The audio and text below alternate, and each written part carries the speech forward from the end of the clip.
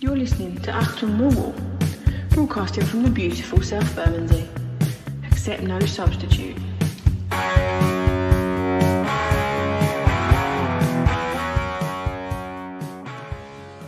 We've worked really hard over the summer. I know it's difficult at the moment because people don't see 5-6 signings.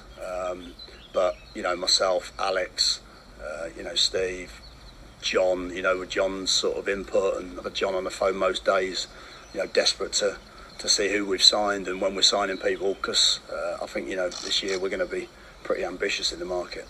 Absolutely, and obviously, as you mentioned already, that as some departing players, you're going to have to fill those areas in the squad. But like you mentioned, behind the scenes, there's plenty of hard work going on in a market that's been a little bit quiet at the moment. Yeah, it's been a quiet market. I think it always is. I think you want to do all your bit. I think that, again, the key bit is, I could have filled 2 teams and had them in now, but it's about the right players, and unfortunately, the right players.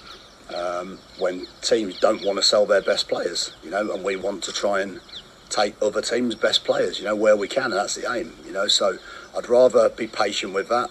I think we're pretty close to a couple of things, and then a couple of other things are not far behind, and then it might then give us a little bit more time to wait for 1 or 2 areas and wait to see that second phase of players that always become available a little bit later in the window that are maybe better than sometimes the ones you can get early. So, but it's exciting. We're working hard. Don't think that. I don't want the fans to think we're just sat here and why haven't we signed players? Because we've had some very, very exciting targets, and we want to see if we can try and bring those over the line.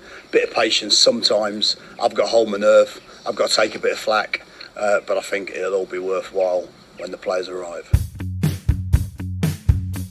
You're listening to Achtung, Millwall, broadcasting from the beautiful South Bermondsey. Accept no substitute. Well, that voice, listeners, was, of course, our manager Gary Rowett being interviewed yesterday via the recast service. I couldn't remember its name the other day when I was talking to the chaps. I couldn't get the word reverb out of my head. That's a completely different thing entirely to recast. But Gary Rowett there speaking of the need for Millwall fans to show some patience, which is the story of my life, listeners. Joining me on a day dominated by the final departure of our talisman of recent years, Jed Wallace, from Millwall, I hope not too miserable a Millwall show. My 2 guests, morose Michael Avery. How are you, Michael? Good afternoon, dear listener, on what has been an action-packed transfer window for Millwall, but they're just going in the wrong direction at the moment.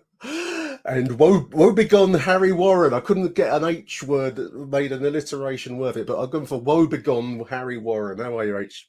Horrified would be my... Horrified Harry. Horrified Harry would be there, I'd say. Jesus, fuck it. I tell you what, fucking the Millwall recruitment department definitely are members of the RMT union because they clearly are on strike. They've got their work cut out. I do agree. I mean, the reason I played the quote, listeners, obviously, is we haven't got much choice but show patience, really, because we are now, I think it was 6 weeks to the opening day fixture. We'll come back to the fixture release day. The news of Jed's departure has overshadowed that by some distance. I mean, boys, we were just having a conversation off air about the departure of Jed. It's been expected for some time. And the rights and wrongs of the club's decision not to sell him, perhaps when the market might have supported that. I'm struggling with it because, as I've just said, one of the curses of age, listeners, is that you've seen it all before. And as good a player as Jed has been for us, he's by no means the best player I've ever seen in a Millwall shirt. And each one of those players in my time, my 50 plus years now, we've sold or they've gone at some stage usually for reasons that, as we're finding with Jed, is that we can't compete financially. He's gone to West Bromwich Albion, big news today. And I imagine Harry, to start us off, he's got a 4-year deal, probably on terms, I think I read double the money that he's on at Millwall. No Premier League interest. Maybe he sees West Brom as a better route to that promised land. How do you feel about the Jed departure, mate? Disappointed. Totally understand why Jed has decided to leave. We haven't been ambitious enough as a club over the time that he's been here to convince him to stay. I don't think he wants to leave. I don't think that well, he obviously has left, but I don't think he wanted to leave because he's waited till the end of his contract. I think it would have been easy for him to demand a move in January and go to Forest or whatever and get promoted. I think he generally does care for the club. You could see that in the 2 last games of last season. But the reason he's gone is the reason that we can't stay. They're almost the same reason, is that we can't compete financially with these clubs to buy the quality of players. I'm looking at what West Brom have done in the transfer window already. John Swift, another fantastic player that will get you 10 to 15 assists in the Championship a season at a decent side. Jason Malumbi's their midfielder. They are built their midfield. They have 3 players in their midfield, and I compare it to a Billy Mitchell, Saville, and Evans midfield, and I know which one I'd rather have. So, I know people are saying where we finished last season compared to West Brom. West Brom will not be as bad as they were last season again. And we won't be as good as we were last season because we don't have 20-odd goals combined with his goals and assists that Jeb Wallace provided and whatever Afobe provided and name anyone else. We are remarkably weaker without Jeb Wallace, and that is a worry. I agree, leaves a major hole. I mean, Michael, departure of Jed, it's not been unexpected. It's been coming for some time. It does still have a slightly gutty feeling to it, doesn't it? It's a reminder of our status in the Championship division, I think, in some ways. Yeah, and do you know what it's like? It's like you see when you see the stories of like the sort of couples who are sort of struggling to sort of keep the relationship going, and it's going to end, but when you do finally decide to take the plunge and go, there is that little tinge of sadness, even though it's there. I mean, I'm not using the example of I'm trying to think of some celebrity examples here. Yeah. I'm going down the Love Island route now, but anyway, But yes, for your daily dose of Love Island, dear listener, Acton Love Island. I really hope that Kim Jong Il or missile that's been mishandled ends up on that fucking island. I'll tell you what, ours wouldn't be Acton Love Island, it'd be Acton Isle of Sheppey, wouldn't it? But no, just Lansdown on sea.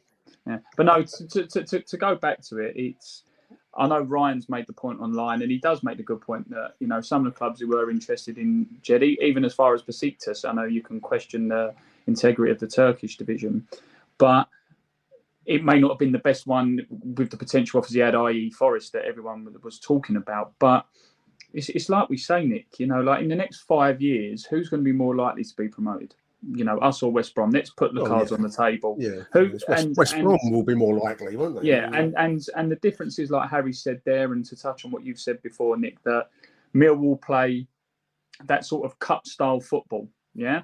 Where, it's all 100 miles an hour, but it gets sussed out quite quickly. So where Millwall will have one good season out of every, say, 3 or 4, you can argue that seasons for us have been good, like recently under Rowett, because we've not been under any real threat of relegation. But I'm talking promotion. West Brom's the other side of the coin. Out of 5 seasons, they may have one bad season like they had last year, but then they learn from it, rebuild, and they go on. Steve Bruce has taken a lot of stick since he's taken the job. A lot of people say he's obviously a bit past it and all that. Yes, time will tell, but he's also a manager who knows how to get promoted from this division.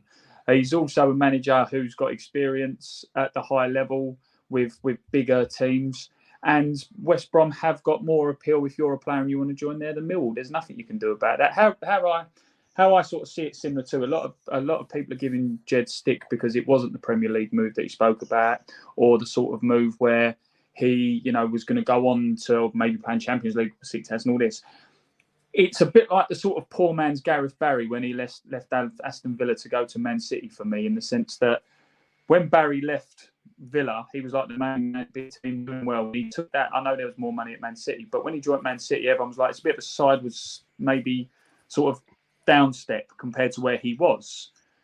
With Wallace, he may not be leaving sort of like a team as big as Villa or anything like that, but he has joined a team who finished lower than Millwall, but he could be the player that they build their entire team around, and he could be the catalyst to the project that gets them into the Premier League.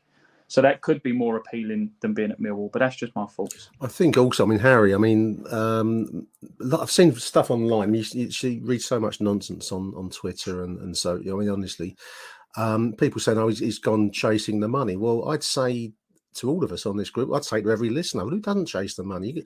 Harry, if someone said to you, you can earn double your money by going to a plant in the Midlands, you'd have to think quite hard. I mean, when the number of zeros that will be involved on the end of these numbers that the footballers are playing for, who amongst us would not go for double money to another alternative employer?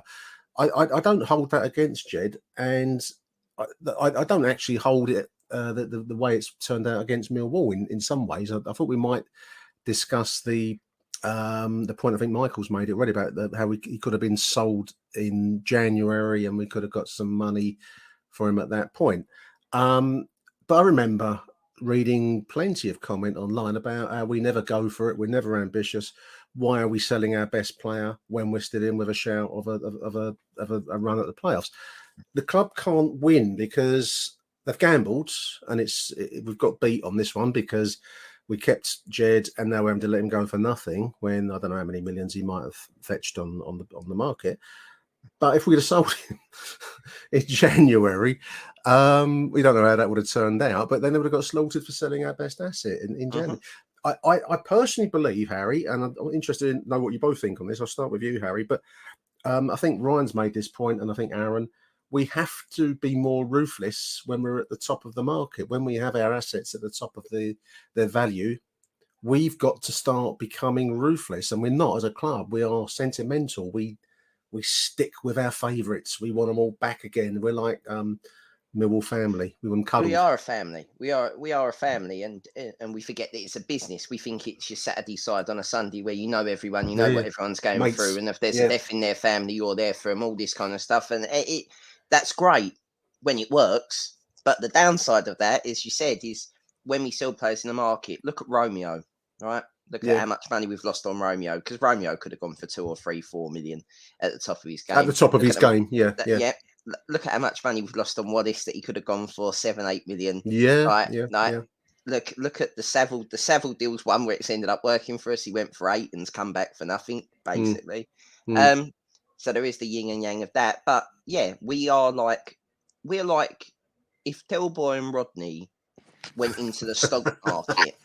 We are literally like Delboy and Rodney on the first day on the trading floor and have literally bought some second-hand broken lawnmowers. That is literally what we are, because we don't know what we're doing. We don't know. When we have assets to sell, the club goes, fucking hell, we'll hang on to these. They sort of treat them, like the families cherish silver. And that's not really how you build. That's not how you get more silver. That's you end up with what you've got. And eventually, they're not. Jeb Wallace will not be a football player forever. He will not be 24, 25 like he was forever. He will be 29, 30 and looking for a last pay deal. And Millwall are not the place to come for your last ever pay deal. Millwall are the place you build your name and move on from. That is unfortunate. It is a fact of life. And some of the comments, and I'll touch upon what you say, because it is fucking nonsense. If you're under the age of 25, right, this happens a lot. I'm going to tell you, the side that I grew up watching had a midfield of Stephen Reid, Paul Ifill, Tim Cahill, fucking Darren Wall, Lawrence Dyche, Nethercott. I'm saying names that Harris, fucking Wise. These are all players that were in my first era Millwall. They all left. We got fucking relegated. We ended up with Dave Tuttle as manager. It's not that bad yet. I'm warning you, it has the potential to be that bad, because I see 2005 written in this fucking woe begone Warren. Get him off the stream. Woe begone Warren. No. But you're sitting there and say, because if you are a player in that group, we've all been at workplaces, right? When the person that does all the work and the person that gets everyone going goes, it is really hard for another leader to come out of that group. And we have absolutely fucking no leadership in that side at the moment. There is not one leader. It's a big call. Not Sean Hutchinson, no? No, I don't think Hutchinson is. I think Hutchinson should be sold. Not Biakowski, no? Well, Bart's 35, Mike. We've got to move on. This is what we're saying. It's done. This side is the end of its thing, and we've left it too late. You can't replace 8 players a year. It doesn't work. No, but there's the challenge for the manager, for the recruitment team, and Michael. Now's the time to show themselves. I mean, I understand Harry's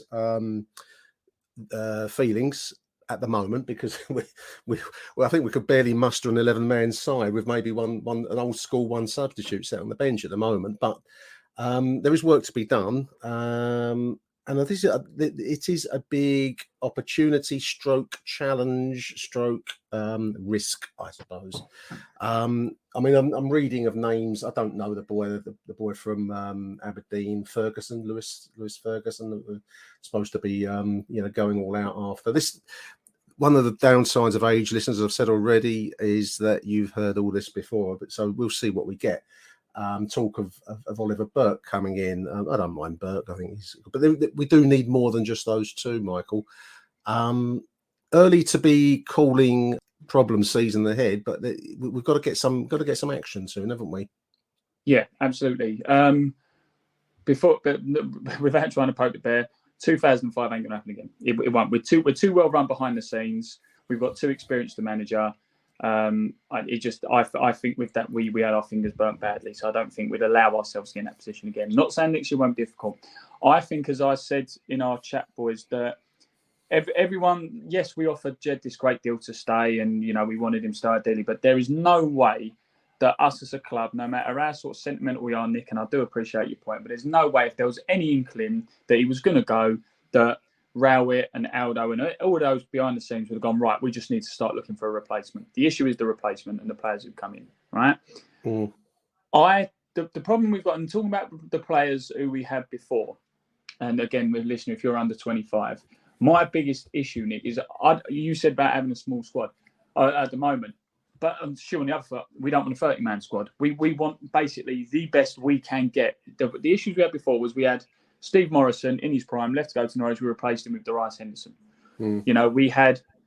We had a lot of decent players, sort of like the Tim Cahills, didn't really replace him. Darren Ward, the season that he went, I think we replaced him with a young, inexperienced Paul Robinson. My issue is recruitment. We say every single season. We said at the beginning of the last season just gone, and the one before when we was looking up slightly, that recruitment is key to get us to the next level. Recruitment is key to keep us competitive in this division. Not pushing for the top 6, but Jed is too creative a player. And again, I'm not saying he's the most important player we ever had, or all this crucial he is to us in our 130-year history, or whatever long we've been around. But we need a player who will be that spark, who can drag people I agree. up if we are playing bad. Because it was always the cliche, when Jed Wallace plays bad, Millwall play bad. So as you say, Harry, it could be a leadership thing where some players now step up to the plate. But my priority at the moment is getting someone. Yes, you will not be able to replace a player with that quality, but get as close to it as you can within your budget. I mean, Harry, one thing I wanted to say to you is Jed developed. I mean, we can all remember when Jed first came to us, a couple of loans initially. I think he was, was it Paul Pompey he came from, or was it Wolves? Wolves, sorry, yeah. So anyway, the Jed that we are losing, it was not the Jed that we saw at the start. He developed. And I think that's got to be key for us, because we do have some talented boys. Joking aside about the thinness of the squad, we do have some skilled players. We do have the likes of Tyler Bury, who I think at the moment, or at the moment, we'll see who else comes in. But it's that Jed flowered over those 6 years, and he improved. And the crucial thing that I thought he developed was a willingness to take a risk on the field of play, to use his skill and be prepared to make an error, because that's actually quite a big thing. Most players play within they shit a shell, don't they? They don't want to make a mistake. They don't want to get stick from the crowd, and they don't want to hear it from the manager. Whereas Jed, I think, gradually developed a persona that he could and was trusted to play the long ball, to take the chance, to do the odd move here and there. I do see it in the players. I mean, we're talking about bringing Burke back. We'll see who else we bring in over the weeks ahead. But I think that we do need that spark. Michael's right. We're losing a creative, and we need to find it quite quickly. We as a crowd, as a Millwall crowd, have got to be prepared to watch some errors in order to watch players develop a little bit. I don't know that we'll get that patience, but that's the price. Well, you're saying about a creative, and I think just to stay where we are, we still only got one right back. We still only got one left back that's fit. Yeah. We've lost the centre half. we've lost the centre forward, and we've lost our best player. You've got to replace some of that. From that, it's going swimmingly. Exactly, and that's not me. That is fact. I'm not trying to. No. I don't want us to be. And Zach Lovelace is talking about going to Rangers. Well, no, that's done. That is 100% done. That like Millwall versus Rangers. Like, oh yeah, Champions League football. Morales gets fucking red carded every 3 weeks, so he'll be playing. Don't worry about that. You know, it's. I want to take my hat off to interrupting you. I want to take my hat off to Joe Zampa. He messaged me, and I love this one about what does Benik Afobe see in playing for Bruges, Champions League lifestyle, decent food, decent beer. I don't know. You know what does Zach Lovelace see in Champions League, European based challenging for Scottish Premiership Rangers? titles. I don't know. I mean, doesn't he want an April trip to Blackpool? So hats off there, Joe. All I will say to Joe is I reckon Bennett's going for those Christmas markets because they're not too shabby. Has Bennett not seen the sweet shop on Ilderton Road? I mean, you know, we could do beer and sweets, Harry, can't we? Yeah, the ancient Foresters. What's wrong with the Foresters? Is that the only thing? Is that the only thing we can actually offer? Is literally we could offer a sweet beer shop next door to the Foresters. If that's what he's after. Who wants Leffe and Belgian chocolate when you can have Stella and wine gums? And you've got a curry house over the road. Anyway, yeah, you can go to the curry den for up to date cuisine. I am shocked. I am shocked that they haven't gone to Derby yet. I'm really shocked. I mean, the right back at Derby is supposed to be like some world beater, Nathan Byrne. Well, I've not even paid attention to him because I think Danny Mack's pretty decent. But going back to what Ryan he does need said competition, though, Harry. Yeah, that's it. All players need competition. Well, it's not just that. It's, you know, Millwall luck will be. I know you said about Bart.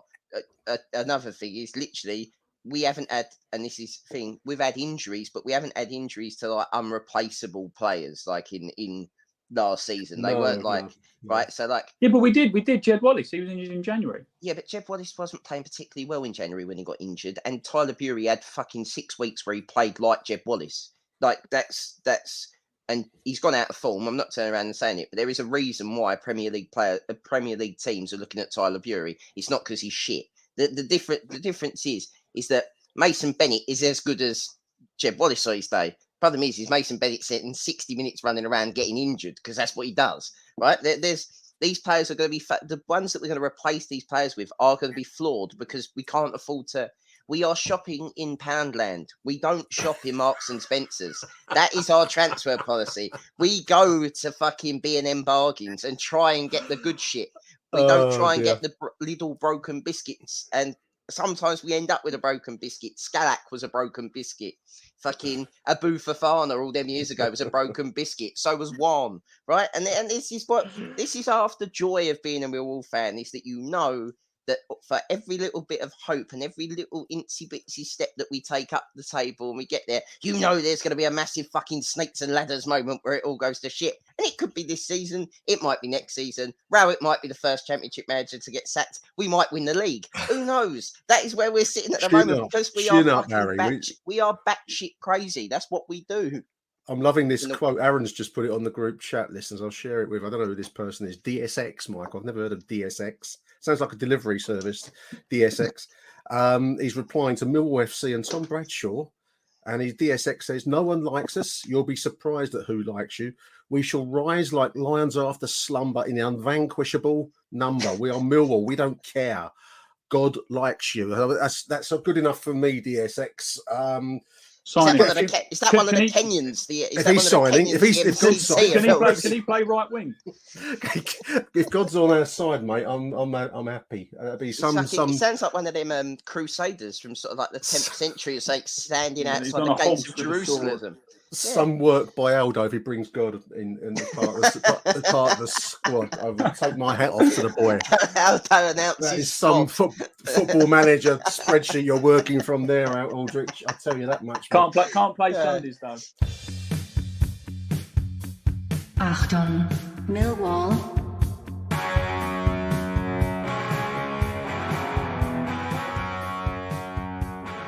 let's move along.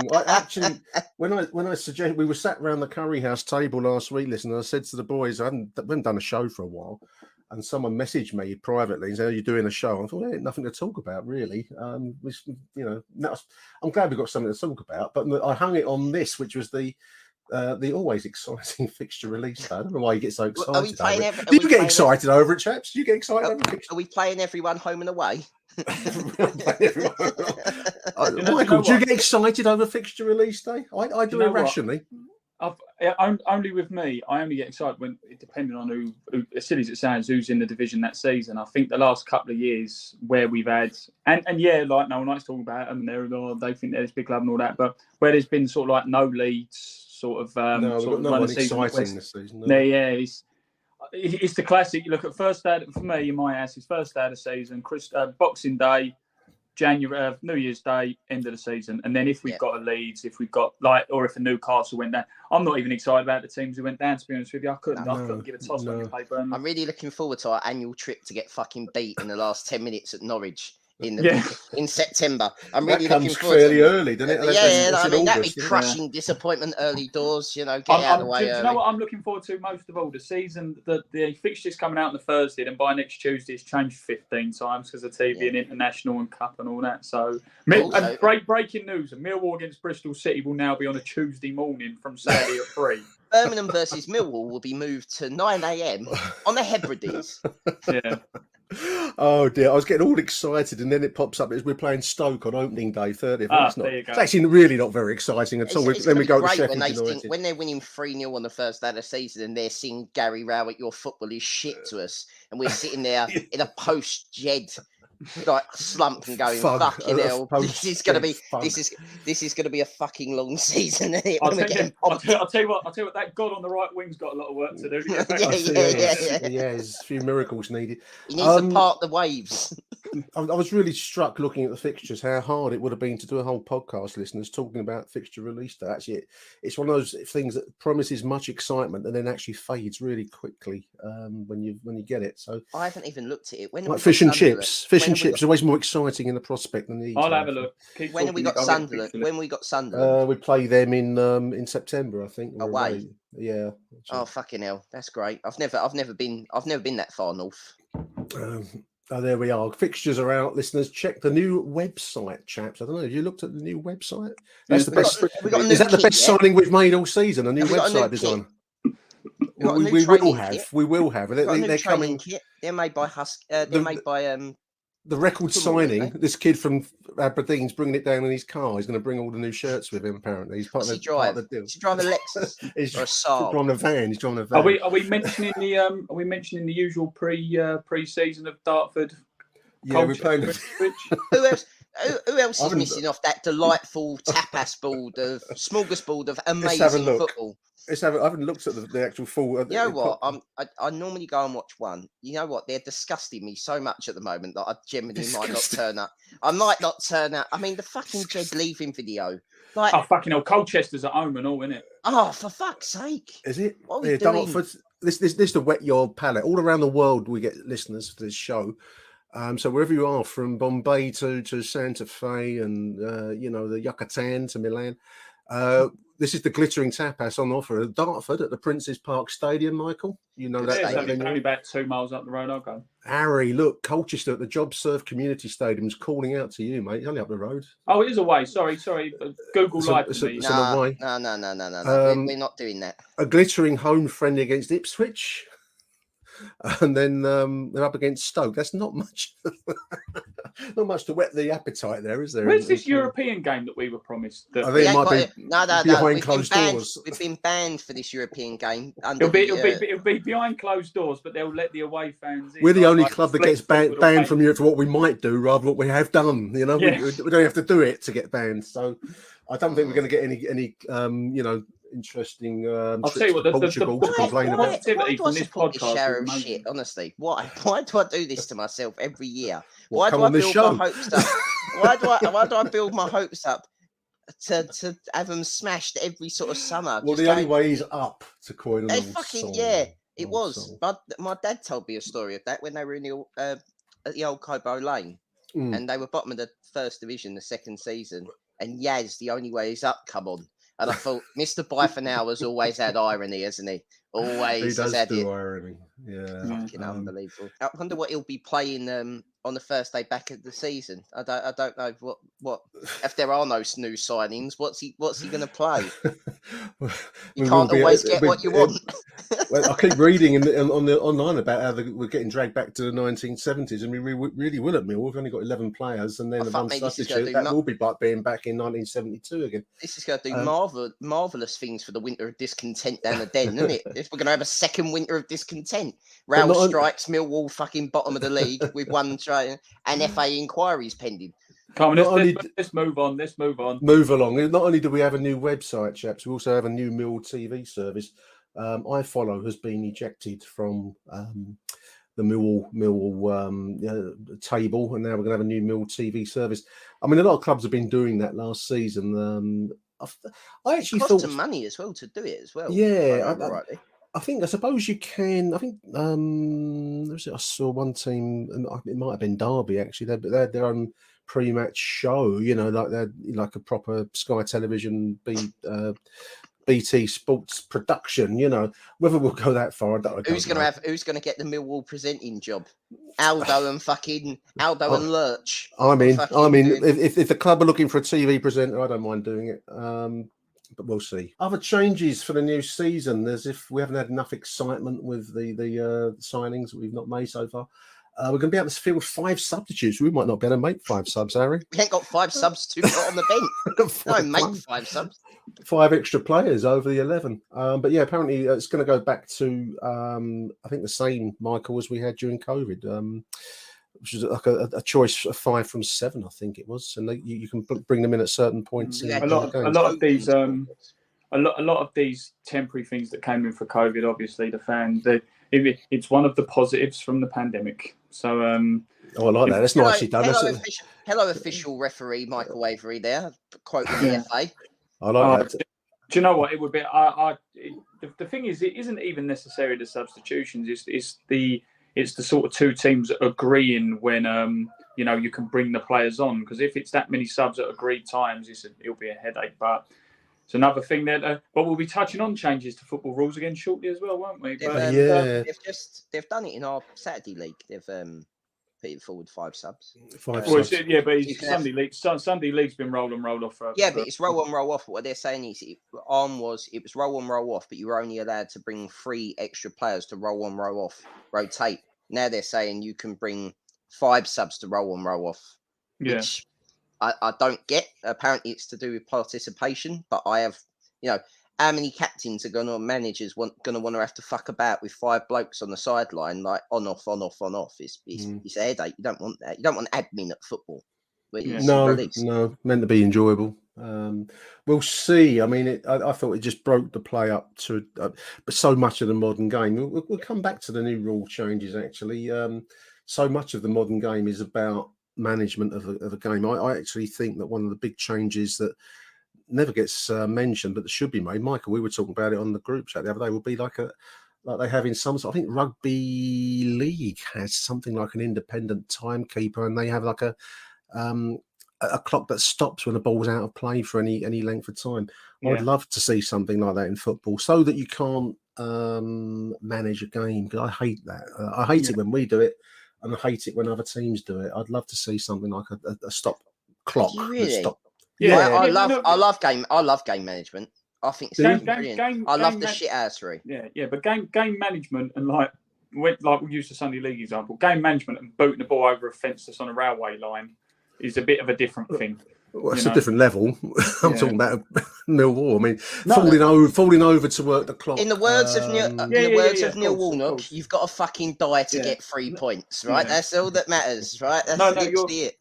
No, you are right, Nicky. It would be interesting to see how that would work in the sort of pro game, because, like you say, how many times do you see someone go down holding their leg? And it's like a lot of these rules get brought in for the safety and the safeguarding of players across all levels. How many times do you see a player get clipped in the knee, goes down holding his head? The ref has to stop the game because he's holding his head, because you know, there could be that chance he's hit his head on the way to the floor, whatever.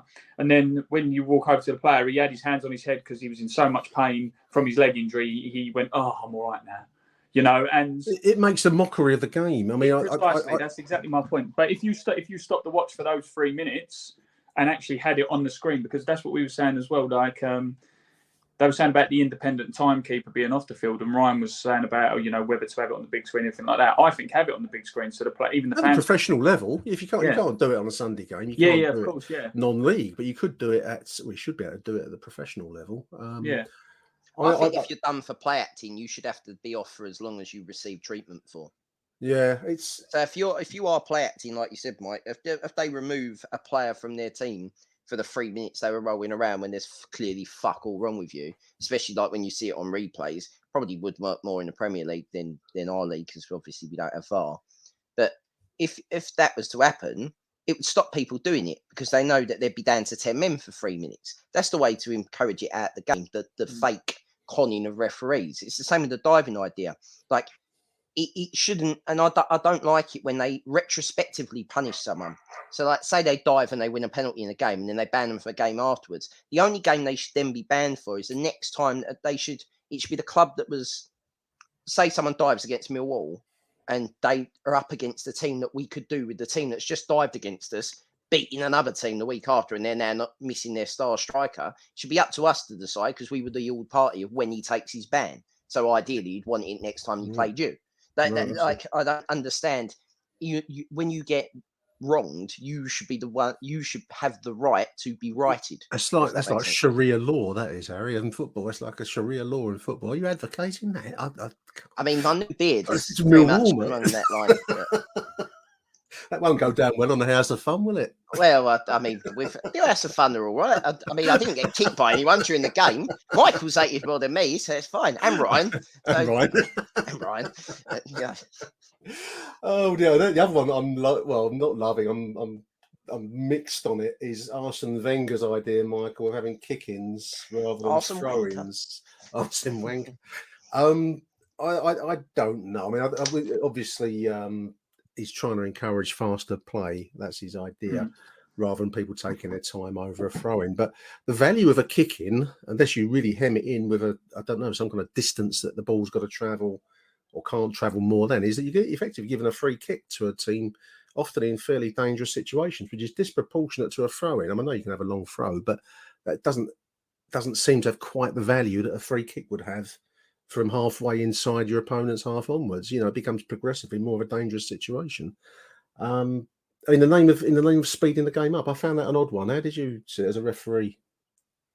As a traditionalist, no, you don't want to change it. But as a traditionalist, years ago, you didn't want to change the back pass rule or the throwing back to the goalkeeper or change. It's been integrated. It is what it is. I mean, it's a radical change. Yeah, the throwing rule. But it's like Arsene Wenger said with the stats. I'm not sure exactly what he said. I think he said 8 out of 10. I don't think it's as high as 8 out of 10. But even though the sort of throw-in is a restart, which it is, it's not you've won it because you've been fouled or judged bad, or the other team's been judged badly by the referee, or it's an offside, etc. But it is a position where you are technically in charge of the ball, in control of the ball, attacking, should benefit from the throw because you've got it. But like Wenger's example, if you've got 10 outfield players, one of you is off the pitch while the throw's being taken. So you're already at disadvantage because you're a man short, as soon as the throw-in's taken. Yeah. I don't think anything in football is appealed for and penalised as often as a foul throw. I don't think there's as many ways to... When you take it, so basically, if you've got a free kick, you have a free kick, you kick it. If you've got an indirect free kick, you've got to kick it as long as it don't go in. Same with a corner, as long as it doesn't go off, it's fine. You with a foul throw, you've got to watch your feet, you've got to watch your arms, you've got to watch your feet on the line, you've got to watch how far behind the ball it goes, you've got to worry about the trajectory. You can't just throw it up, it's got to go forward. Yeah. For something that's meant to be an advantage, you've got a lot going against you, and it's the most appealed and scrutinised restart of a game in football, in my opinion, the throwing. So if you look at it that way, what advantage do you get from a throw? Whereas if you could just put it on the floor and just pass it back to the player, you're still in possession. It's not scrutinised. The game restarts faster, and there on you go. Because even as well, if you look with throw-ins, If you look at a corner, yeah, fair enough, there's a mark where you take a corner, I get that. But how often in a game does someone take a free kick and they might nick a yard, but no one says anything? Someone takes a throw in and they go up 2 or 3 yards up the line, everyone's screaming, he's got to go back, ref, come and move it back, he's gone too far. You've got the crowd getting involved. You've got a section of the game that's so scrutinised, but when you suggest taking it out of the game, it's so protected. Yeah. So I think, and I'm not saying it to be out of order to these divisions, because when you do grassroots football, you can argue grassroots football is more important than the Premier League when it comes to like developing game and things like that. But invite the option to introduce it to all leagues. Leagues decide whether they want to trial it, see how it goes for a year, get feedback, and then introduce it more and more and more and more. Don't force. They've done it once before. They have done it once before. Don't force the Dutch 4th division to do it or the Slovakian women's 3rd division to do it. Open it out to every division. Who would like to give it a try? And then we'll see. They're trialling this in the Dutch 2nd division. Oh, well, I don't. Yeah. But it's going to be. I'm a traditionalist. I think it's bollocks. I think all the. So I've done that really long statement. You've just said it's bollocks, and that's it. Well, no, I'll dive into why I think it's bollocks. It's bollocks is part of football. If you want to police it differently, change the rules around throw-ins. Don't fucking change the throw-in. All the things that you've raised about you got to watch your feet, got to watch that. The amount of people that don't know how to take a throw-in, I'm telling you, it's frightening. someone that is absolutely fucking awful, right? Girls can't take them in my Sunday side. I think I've that's alienated our female market. But they can't. And half the boys in my fucking tens team on a Saturday can't take them. So I'm not pretending like it's not a problem. But if both teams are constantly giving foul throws, I expect the referee to turn a blind eye and fucking let them both take foul throws. So they're not gaining an advantage from it. Because I had one passage of play last season where the referee changed possession of the throw-in 4 times in about 60 seconds. It was like foul throw, change, foul throw, change, foul throw, change, foul throw, change. And there's nothing more embarrassing than that. So I totally get your point, but it's part of football. And if we're going to start changing football, then, should we ever have a draw for the TV spectacle? Should all games have to have a winner? Should we just play overtime? Do you know what I mean? Like, once you start messing with the very fabric of football, then, it's a slippery slope. I like football as it is, and that's why it's the most watched sport in the world. Interestingly, I'm just looking at the Guardian article. I sent a link round on our group chat, listeners. I'm just reading through it as Harry's talking, but they're also talking about the stop clock as another thing that will be trialed at some point. But 2 statistics here, boys. I mean, data showed that the ball was actually in play, i.e. in active play in the Premier League for 55 minutes and 3 seconds during the 21-22 season, and Champions League, same 56 minutes rather than 55. So I think there's changes afoot. I don't like the kick-ins. I do like the idea of stopping the clock when. I mean, my own personal pet hate, boys. I've mentioned it loads of times, and listeners will be turning off in their droves. We'll be losing listeners faster than Millwall losing players. But I hate the amount of time they take to reform after scoring a goal. At least a minute's got to be taken up with celebrating and patting everyone on the back and running back, and that stuff like that. Needs to be dealt with. Enough lecturing. One last thing before I let you go, chaps. Did anyone see the Australian goalkeeper in the World Cup playoff doing his antics on the goal line? Another thing I hated to see. It was perfectly legal, but he was moving side to side, pulling kind of strange, like you'd taken some bad shit at a rave or something, and he's doing some kind of like it looked like Twizzle with a kind of stick man dancing around, and it proved to be effective because I don't want to lose our Australian listeners too. I mean, Aussie are in the World Cup, so well done to Australia. But I couldn't bear to have that goalkeeper in my goal if I was an Australian fan. Albeit it was effective. I don't know if either of you saw it, the shootout. Or I saw what he was. I did see what he done, and he also lobbed the Peruvian. Was it Peru? Did they play? He slung his water bottle, which I think he had the list of the penalty takers. Yeah, it's great. I had less of a problem with that. That is. I mean, as you said, all shithousing, Harry. That's. I don't mind that. I don't know where that irrational decision comes from in my mind, but the dancing backwards and sideways to and fro cybers. I don't know. I just I've used the word already. I'll use it again, listeners. Made a mockery of the situation and the game. Yeah. I think we've probably reached the end of my list of talking points here, chaps. Did anyone want to say anything before we close out? Anything I haven't included on my list of interesting things to talk about on this Jed Wallace departure day? I'm looking forward to the club shop's new website. If then the current club ones, the Hummel gear, the players are in their new Hummel training shirts. Which, let's talk about the luminous. We won't lose Gary Rowett in the dark top.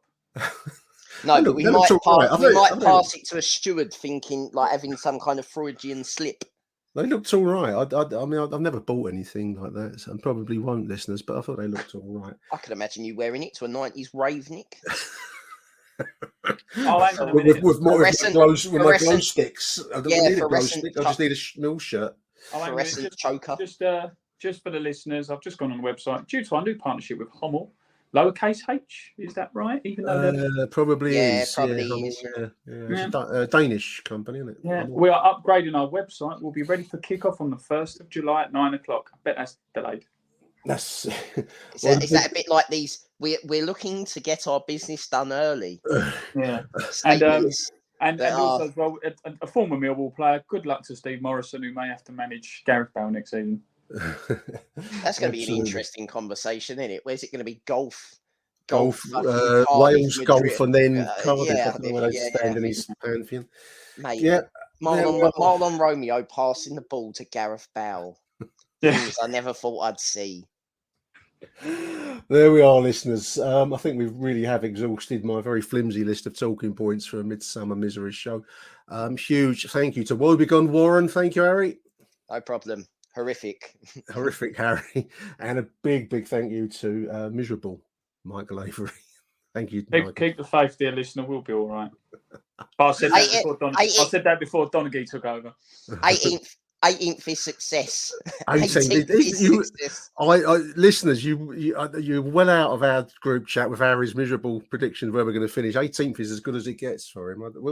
I'm going to wait to see these mega signing club records. I'm saying at the moment, I am open to moving that on a sliding sort of door scale, like the swingometer when you have a parliamentary election, when you end up with Dimbleby going, "Oh, this is the exit poll." At the moment, the exit poll is saying it's very, very bad.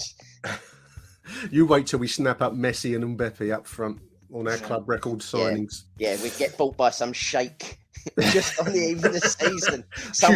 Human rights monster. Abuses, goes, I like what the club's values are. I like what the values of the support is. Here's a couple of billion quid and we'll compete. Yeah. Big thank you, boys. Thank you, listeners. We'll be back again when there's anything to talk about. Until then, Arrivederci Millwall and bye for now. You have been listening to Achtung, Millwall. Please do leave us a review at Apple Podcasts. Dankeschön. Up the lines.